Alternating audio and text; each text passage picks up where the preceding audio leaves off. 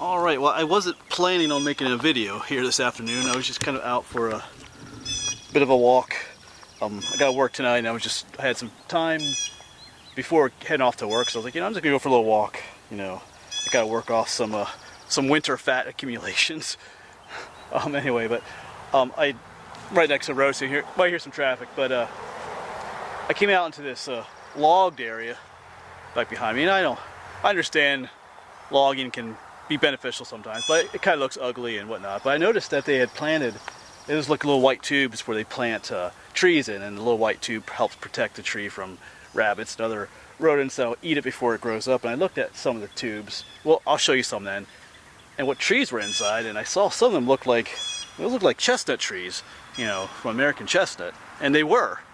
And I kept following the trail up to the little parking area up here, and they have a little kiosk here for the American chestnut. And they talk about the chestnut blight, which wiped out the American chestnut, and then they talk about restoring the chestnut. If you want to read some of that, you can pause the video, but I know some of you like to read what these things say. I'm not going to read it all out loud for you. So,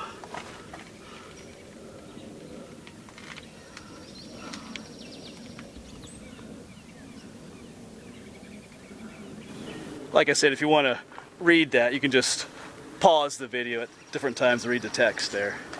But so let's talk about the American chestnut. Actually, it is a pretty sad story about what happened to the American chestnut.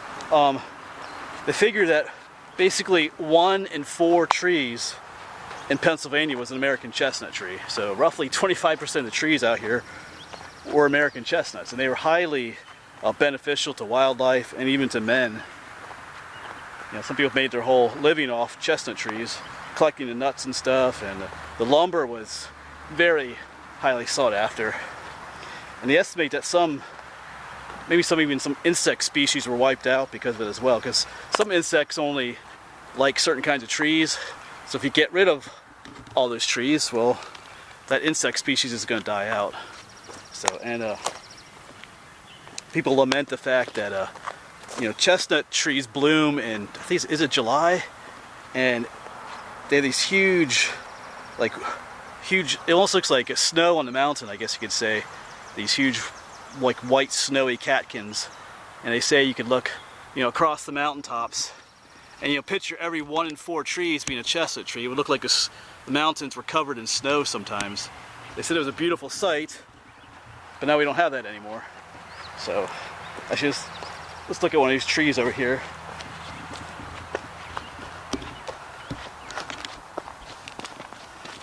Yeah, look, these are little American chestnut trees. So every tube has one in, but some of them died already, so that's unfortunate. That little one there's alive. So they're trying to reforest some areas with the American chestnut. So the reason the American chestnuts were wiped out is due to the chestnut blight. It's a fungus that attacks the trees and kills them. It actually girdles them. It goes underneath the bark and goes all around the tree and kills it. It doesn't kill the roots, which was a saving grace for the chestnut tree.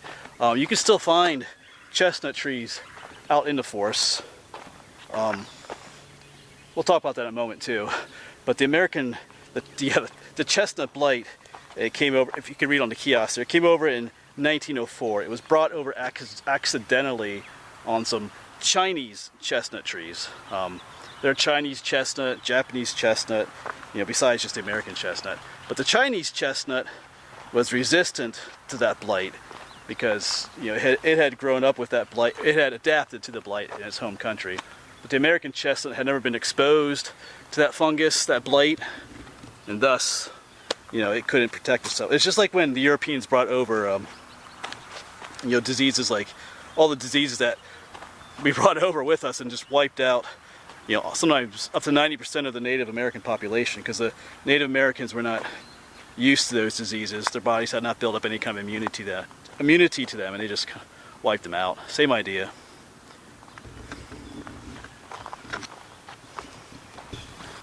And they did what they could to try and stop the spread of the blight, but it was just almost impossible. They tried to cut down infected trees. In fact, they even went to the whole degree of just cutting down all chestnut trees in an area as to kind of act like almost like when you make a fire break, to remove all trees so the infection couldn't jump to this section of forest. But nothing worked. And in fact, that may have cutting down all those chestnut trees, all of them sometimes in a certain area, may have been a bad idea, because there's some things they discovered since then. They're kind of interesting. It turns out that, well, maybe we'll talk about that now. It turns out that some wild American chestnut trees are resistant to the blight. You can find some out in the woods every now and then. Occasionally you can find an adult tree that is immune to the blight. Just like in any population, like when the Black Plague hit Europe, there were some people who were immune to it, and most people weren't. That's why half the population of Europe died. But anyway, so whenever it comes to disease and parasites, there's always some that are immune. So there were some trees that were immune, and those trees are out there.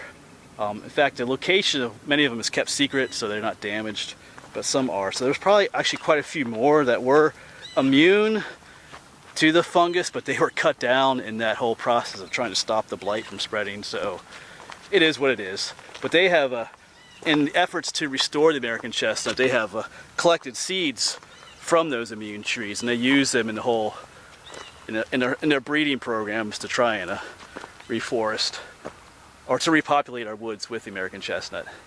There's been two different ways they've been trying to do that. Some, like I said, have been trying to use pure, American chestnut seeds, I guess you could say, from those immune trees. Some have done like reverse breeding, where they, anyway, I'm not gonna get into that. We're talking about messing up with DNA and stuff like that, trying to create immune resistant trees that are not necessarily 100% pure American chestnut trees. But anyway, there's pros and cons to both. But there are actually, like I said, out in the woods, you can find plenty of chestnut trees out in the woods yet, depending on where you are. They're just not very big. Like I said, the fungus girdles the tree and kills it, but leaves the roots behind. And those roots send up new shoots all the time. And, the thing with the chestnut tree is they produce nuts at a very young age. So that was kind of the thing that saved them out in the wild. So it doesn't take, I think even at 20 years old they'll produce nuts, even just smaller trees. But what happens then is they only get so big, and then they get attacked by the blight and then they die, and then it sends up new sprouts again. So it just keeps repeating that process over and over again.